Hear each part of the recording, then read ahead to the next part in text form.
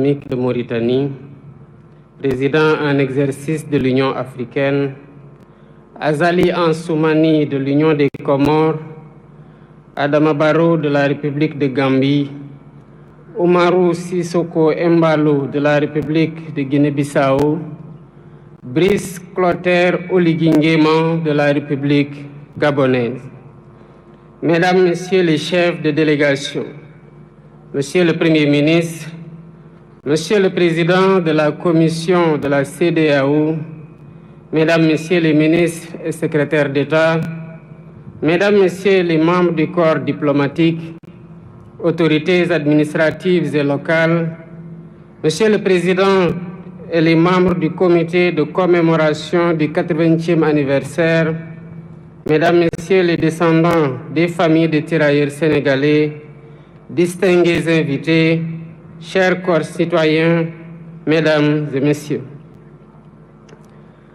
Avant tout propos, je voudrais vous remercier chaleureusement, mes chers frères présidents Ghazouani, Azali, Barrow, Embalo et Nguema, d'avoir bien voulu rehausser de votre présence cette première édition de commémoration de l'histoire tragique qui s'est déroulée ici à Thiaroye il y a 80 ans maintenant, malgré vos agendas chargés.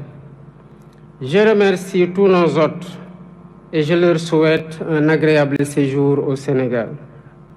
À travers vous, je salue vos peuples respectifs. Votre présence remarquée à nos côtés est le symbole fort de votre attachement à l'histoire que nous partageons. Grande est mon émotion en cette date et en ce lieu qui nous parle, où des héros africains sans défense, armés de courage, de dignité et de fraternité africaine, ont été froidement abattus. Il s'agissait là d'un massacre. 80 ans après ce crime de masse, le silence de Thiaroye est toujours aussi assourdissant. Les murmures venus d'outre-tombe nous interpellent avec fracas, pendant que l'ampleur de ce crime demeure minimisée et souvent même niée par certains milliers des héritiers de ceux qui l'ont commis. Sur cette terre blessée de Thiaroye résonnent encore les rafales sifflant au bout des canons, comme pour rappeler que l'horreur est toujours là, entière, immortelle. Des profanes comme beaucoup d'entre nous, jeunes et moins jeunes, se poseraient la question de savoir de quoi s'agissait-il exactement. Tellement la chape de plomb était fermement posée depuis trop longtemps pour tenter de rayer cet épisode fâcheux de notre histoire. Il s'agissait d'Africains, en majorité arrachés à leur terroir contre leur gré, pour aller combattre au service de l'empire colonial français d'alors. Ils formaient le régiment des tirailleurs sénégalais. Ils venaient presque de tous les territoires coloniaux d'Afrique occidentale, équatoriale et de l'Est, devenus au moment des indépendances 17 pays. Ils étaient du Bénin, ils étaient du Burkina Faso, du Cameroun, des Comores, du Congo, de la Côte d'Ivoire, de Djibouti, du Gabon, de la Guinée, de Madagascar, de la République centrafricaine, du Sénégal, du Tchad et du Togo. Longtemps ignorés et banalisés, ces tirailleurs ont pourtant bravé les épreuves pour aller combattre très loin de chez eux. Des conditions de voyage éprouvantes, entassés dans les cales des bateaux, aux champs de bataille où ils ne portaient que des tenues simples sans défense, jusqu'en 1943, quand les Américains les équipèrent, les tirailleurs ont tout sacrifié. Ils ont donné de leur jeunesse, ils ont donné de leur sang, ils ont donné de leur chair pour la liberté et pour la paix dans le monde.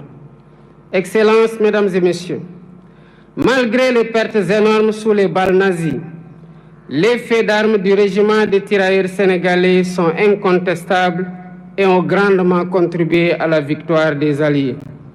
Qu'il s'agisse entre autres de la libération de la Tunisie, du débarquement à l'île d'Elbe, de la libération de Toulon et de celle de Paris, Ils ont tenu leur rang en combattant de manière acharnée, parfois jusqu'au sacrifice suprême, pour conquérir une localité ou tenir une position.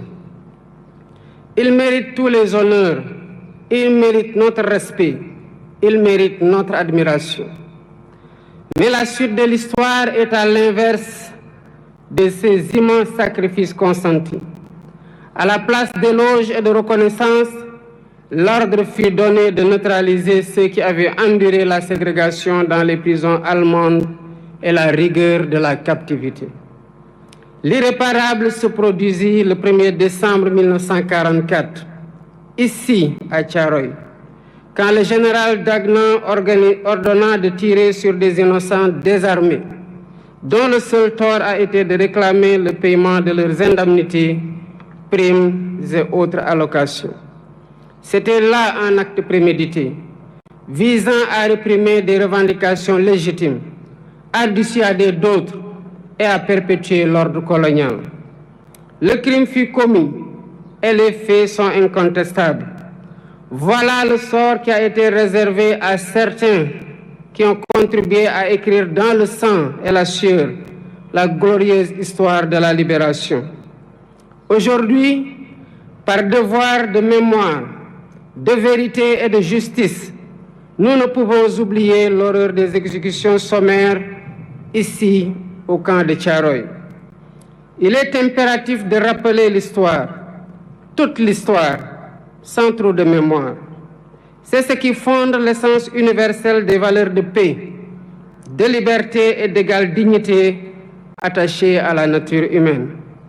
Excellences, Mesdames et Messieurs, toutes ces raisons ont renforcé notre conviction de commémorer l'anniversaire du massacre de Thiaroye pour, d'une part, rendre hommage aux victimes et graver leur mémoire dans notre conscience collective, et, d'autre part, jeter les bases de la restauration de la vérité historique en mettant fin à l'omerta sur cet épisode tragique, omerta voulu et entretenu par l'autorité coloniale.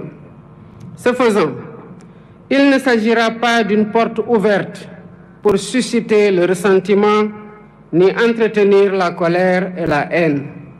Non.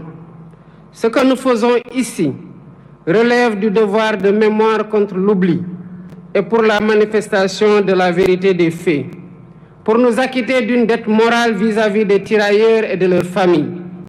C'est pourquoi nous avons mis en place un comité international de chercheurs indépendants pour aider à la reconstitution exacte des faits et à une meilleure connaissance de cette séquence de notre histoire partagée avec la France. Pour faciliter les travaux de recherche, j'ai sollicité du président de la République française la mise à disposition de tout document d'archives pouvant contribuer à la manifestation de la vérité et leur collaboration le moment venu dans la localisation des sépultures et l'identification éventuelle des victimes. Je salue l'ouverture des autorités françaises actuelles qui ont accédé à notre requête pour la manifestation de la vérité. Ainsi, avant cette commémoration, des membres du Comité international de chercheurs se sont rendus en France et ont eu des séances de travail avec les autorités françaises et les responsables des sites où sont présumées gardées les archives manquantes. Les recherches se poursuivront après la commémoration. La France vient également de franchir un pas important dans la restauration de la vérité, grâce au président Emmanuel Macron, qui m'a adressé une lettre il y a 3 jours pour assumer que les événements de Thiaroye en 1944 ont abouti à un massacre. Je salue son courage moral. Par ce geste, la France accède à une vieille et légitime demande de reconnaissance. Il s'agit d'une avancée appréciable dans le processus de réhabilitation de l'honneur et de la dignité des tirailleurs victimes, à la suite de la déclaration du président François Hollande au cimetière de Thiaroye le 30 novembre 2014, quand il saluait, je cite, « la mémoire d'hommes qui portaient l'uniforme français et sur lesquels la France avait retourné le fusil. Toutefois, il reste encore beaucoup de zones d'ombre de cette histoire, notamment le nombre de tirailleurs exécutés.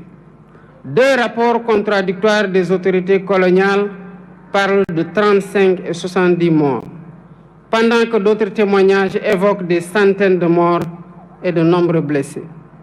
Les archives réclamées permettront, d'après les chercheurs, de savoir comment on en est véritablement arrivé à la tragédie de Thiaroye, d'avoir une lecture plus fidèle de l'état d'esprit des tirailleurs rapatriés, de leur nombre exact, de leur identité, de leurs origines, des lieux où ils sont enterrés, des épreuves endurées, des frustrations et humiliations subies, ainsi que du montant qui est dû à chacun. Ce travail est complexe. C'est pourquoi je lance un appel aux acteurs étatiques et non étatiques de tous les pays concernés, y compris la France, aux historiens et chercheurs de tous bords, afin de joindre nos efforts pour porter un regard lucide sur cet épisode sombre de notre histoire commune. Excellences, Mesdames et Messieurs, identifier les victimes et situer les responsabilités est essentiel pour ouvrir la voie à une réconciliation sincère. C'est l'occasion pour moi de rendre un vibrant hommage à tous les Africains et non-Africains qui se sont toujours battus pour que l'histoire des tirailleurs et du massacre de Thiaroye soit préservée de l'oubli et de la falsification. Je pense aux précurseurs, aux hommes et femmes politiques. Je pense aux intellectuels, écrivains, poètes, cinéastes, artistes. Je pense aux bonnes volontés, personnes physiques et morales. Sans la synergie de tous ces efforts, le combat pour la justice et la vérité n'aurait pas prospéré. Mais cette vérité exige encore d'être pleinement révélée, transmise et reconnue. Nous devons encourager cette dynamique pour restaurer la mémoire et la dignité des tirailleurs sénégalais. Pour ma part, j'initierai plusieurs mesures de réappropriation de cette histoire commune avec 16 pays africains frères. Premièrement, un mémorial en l'honneur des tirailleurs sera érigé à Thiaroye pour servir de lieu de recueillement et de mémoire ouvert à toutes les nations dont ils étaient originaires, ainsi qu'au public.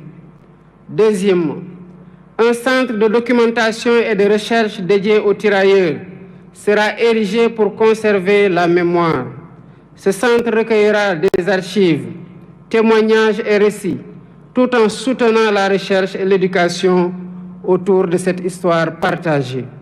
Troisièmement, des rues et des places porteront le nom de cet événement tragique, de ces soldats, pour inscrire leur sacrifice dans notre quotidien et notre histoire collective. Quatrièmement, l'histoire de Thiaroye sera enseignée dans les curricula éducatifs. Ainsi, les générations futures grandiront avec une compréhension approfondie de cet épisode de notre passé. Cinquièmement, la journée du tirailleur est désormais fixée le 1er décembre de chaque année, jour de commémoration du massacre de Thiaroye. Excellences, Mesdames et Messieurs, l'histoire de la guerre et des répressions armées n'est jamais ordinaire. Elle est rarement racontée de façon intégrale. Ce fut le cas de la Seconde Guerre mondiale et surtout ses conséquences dans les colonies, qui connurent des répressions innommables. Thiaroye 1944, Sétif et Guelma en Algérie en 1945, Hanoï et Haiphong au Vietnam en 1946, Madagascar en 1947, Douala au Cameroun ou Dimbokro en Côte d'Ivoire en 1948-1949 et bien d'autres lieux. Chacune de ces histoires vit en nous par l'exercice mémoriel, ce qui nous rend fiers et reconnaissants envers nos anciens combattants. Rendre hommage à ces tirailleurs n'est pas seulement pleurer nos martyrs, c'est porter leur combat et en faire un levier pour réinventer nos rapports avec nous-mêmes, avec notre histoire et avec les héritiers de ceux-là qui ont été les auteurs de la tragédie. C'est dire au monde que les tirailleurs sénégalais n'étaient pas des mercenaires, mais bien les défenseurs d'une dignité humaine universelle. C'est proclamer haut et fort que cette dignité, si longtemps bafouée, ne sera jamais, plus jamais sacrifiée sur l'autel du silence et de l'oubli. Le massacre de Thiaroye est une blessure, mais il est aussi une leçon qui nous enseigne que la fraternité, l'unité et le refus de l'oubli sont les armes les plus puissantes dont disposent les peuples libres pour écrire leur avenir. Que cette commémoration, 80 ans après, ne soit pas qu'un moment de recueillement, qu'elle soit un serment renouvelé, un serment de justice, un serment de mémoire, un serment de vérité. Pour que plus jamais Thiaroye et les événements similaires ne se répètent sous aucune forme, nulle part ailleurs dans le monde. Nous honorons aujourd'hui des héros, et en les honorant, nous nous rappelons que nous avons nous-mêmes un devoir, celui de leur être fidèles, fidèles à leurs valeurs, fidèles à leur combat et fidèles à leur vision d'un monde plus juste. Ensemble, pour la vérité historique restaurée du massacre de Thiaroye, pour la justice, la liberté et la dignité pleine et complète. Je vous remercie de votre aimable attention.